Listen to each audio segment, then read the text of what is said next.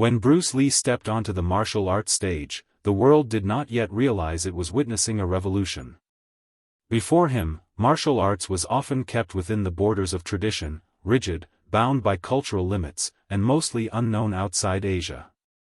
But Bruce Lee shattered those boundaries, introducing a philosophy and style that resonated with the entire globe. In the 1960s, Western audiences were first exposed to Bruce Lee through his role as Kato in The Green Hornet. His lightning-fast strikes and fluid movements immediately set him apart from anything Hollywood had ever seen. For many, this was the first introduction to authentic martial arts, and Bruce became a bridge between East and West. But Bruce Lee's influence was not just about technique.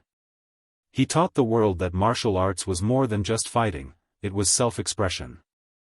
Through his creation of Jeet Kune Do, he promoted adaptability, efficiency, and freedom from rigid styles. His famous words, "Be water, my friend," became a universal mantra for martial artists and non-fighters alike, teaching flexibility in both combat and life. From Hong Kong to Hollywood, Bruce Lee's films broke barriers. Movies like Enter the Dragon electrified global audiences, turning martial arts cinema into a worldwide phenomenon.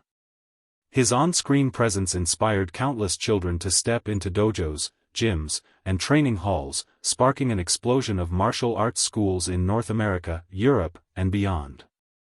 Moreover, Bruce Lee's impact transcended martial arts itself. He challenged racial stereotypes in cinema, proving that an Asian actor could be a global superstar. He became a cultural icon, representing strength, discipline, and authenticity.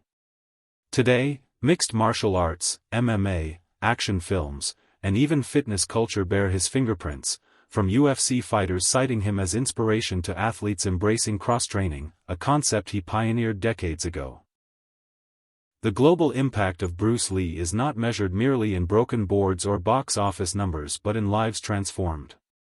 He gave people confidence, discipline, and a way to connect across cultures.